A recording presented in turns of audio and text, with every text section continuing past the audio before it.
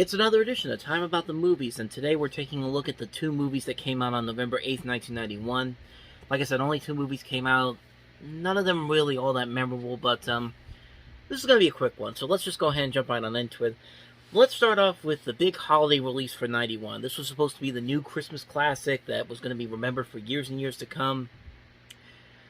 Not so much. This is All I Want for Christmas. It's very pretty, Hallie. Do you want to know the rest of it?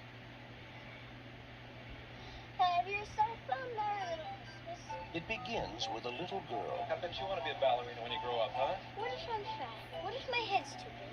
Wait till I'm in 3rd grade. Then I'll pick a career. A little dream. Can I use the lap? Sure.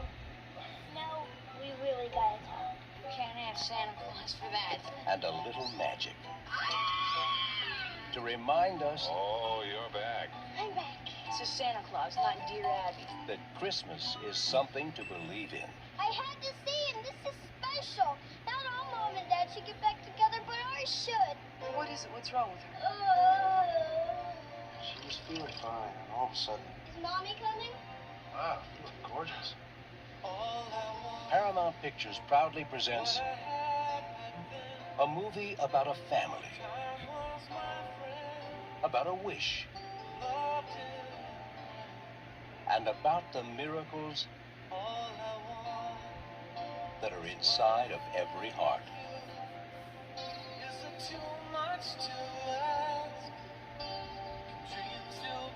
You know, I usually specialize in stuff you can wrap.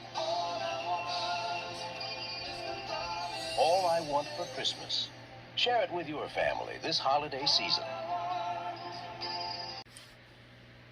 Yeah, this one didn't really catch on as much as I think they wanted it to. I mean, they were smart. I mean, they did the right thing and put it out on a couple of weeks before Thanksgiving, the big holiday rush and all that. But I mean, it's also got a great cast and all. You've got Harley Jane Kozak, you've got Ethan Embry in here, you've got Kevin Nealon, Flora Birch, Andrea Martin, Lauren Bacall, Leslie Nielsen as Santa Claus. I mean, really, there's elements here that could work. Unfortunately, the movie isn't really all that memorable. I mean, it feels like they're trying to create a new It's a Wonderful Life or a new Miracle on 34th Street, just this heartwarming holiday film that's going to have this long-standing history behind it that's going to be remembered as one of the great Christmas movies of all time. And it really isn't that. It's a movie that I think plays it extremely too safe. All the humor in this is very kid-oriented. It's not that clever. It's not really all that funny. You don't really buy into these characters all that much. This really could be disguised as one of those Hallmark Channel original movies that we get all the time nowadays. But in this movie's case, it definitely feels like something that could be seen today as a Hallmark Channel original movie or a Lifetime movie of the week, or even something like an NBC or like a holiday movie that NBC, CBS, or ABC would play as an original holiday film. And there were a lot of them back then. When I was doing the research for this one, I saw the Kirk Cameron one that he did for NBC, A Little Piece of Heaven, which is, I mean, it's just that promo alone that I saw is very interesting considering what Kirk Cameron has now become. But that's a completely different subject altogether. But as far as this movie goes, it has a good heart to it. It is trying its best, but it's just really sappy. It's clearly tailored specifically for little kids. I don't think any adult would really come into this and really enjoy it as much as I think the studio wanted it to. I think they wanted it to become, like I said, that next big holiday classic like It's a Wonderful Life or White Christmas or Miracle on 34th Street, but unfortunately it just wasn't the case. It's a movie that I think really, it has its good intentions, it has a good cast, but just not a very good script to work with. It's a movie that's quickly forgettable, and yeah, it just wasn't all that good in the end. So that is All I Want for Christmas. So let's go ahead and move on to the second movie that came out this weekend, and that is Tommy Davidson and Halle Berry in Strictly Business. Here we go. How many you last night? I don't know about you, Bobby, but folks like me gotta go to work in the morning. Hey, you see I'm in the house. Yeah, but you late. Johnson, You wouldn't happen to be just getting here at 9:15. Nah, homie, I was on time. You just didn't see me because I was back there getting busy, you know? What kind of fool do you take me for? I've been in the house, right? Working it hard for 2 whole years. I'm moving up. Up where? Upstairs, land of suit and ties, power lunches, more girlies than you can stand. My homie says he's gonna hook me up, right? So far, blank.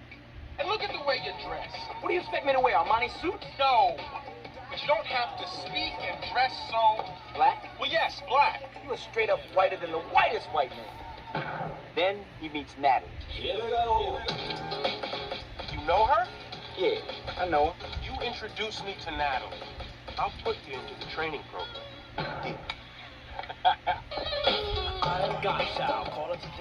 Look, you can't go with me looking like that tonight. This happens to be a Brooks Brothers suit. Yeah, well, I suggest you write that stuff on the front, because it looks like any old tight-ass gray suit to me. I'm kicking it alive. You ever been to Harlem? You never been to Harlem before? Hey, home dudes. What is going on? Excuse us. It's about moving up, making the cut, suiting up for success, and making an investment in love. This is love. I'll tell you something, man. That ham is cooked, glazed, and ready to be sliced.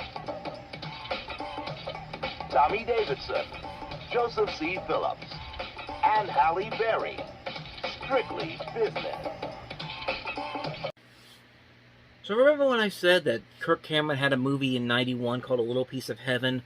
Well, if you know the name Joseph C. Phillips and you know about his history, this is one of those. This is the same kind of thing that I would look at with Kirk Cameron and say, definitely go back and look at this, and then look at what this guy has become now, because it says a lot about how different things have changed over the course of 30 years. But so you have this movie here. It's got Tommy Davidson. I'm assuming this was supposed to be his big breakout movie role after his success on In Living Color. And I like Tommy Davidson. I think he's very funny. And the premise here, it feels like it's a mix of Trading Places, kind of, because you have Tommy Davidson kind of as this party guy, and you have this straight man character in Wayman Tinsdale, which is the Joseph C. Phillips character, and you can tell they're trying to be someone that they're not. Phillips' character is doing it to impress this woman played by Halle Berry, which, I mean, I'm actually surprised Halle Berry got star billing on this. I didn't think she had become that big of a star yet, but then again, it's just off the top of my head. I haven't really done the complete research on that, but who knows, maybe that's the case. I didn't think she hit her mark until a little bit later on down the road, but as far as this movie goes, it's not the worst thing I've ever seen, but it really isn't all that much. I mean, I do think there are elements here that do work. I like these 3 actors working off of each other. The cast overall is great. You've got Samuel L. Jackson in here. You got Sam Rockwell, Anne-Marie Johnson, who would later be on In Living Color, Annie Golden from Cheers, I mentioned Sam Rockwell, Kim Coles, also from In Living Color. There's elements here that do work. There are some moments in here that are a little bit funny, but nothing really laugh out loud funny.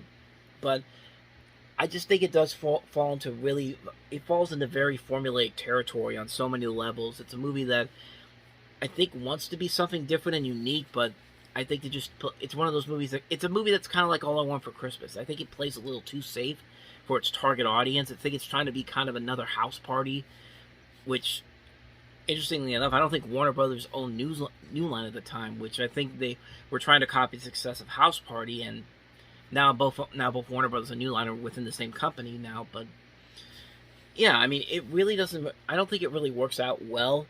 I think there are elements in here that do work. I do like the 3 actors that are leading this. I think Halle Berry's very good in this movie, and it shows why she became the star that we know her as today. But as far as the script itself goes, it is very formulaic. You can kind of tell where it's going to go. It tries a little too hard to be kind of a new Trading Places. And I just wish there was a better script to work with here, because there is potential here in this story.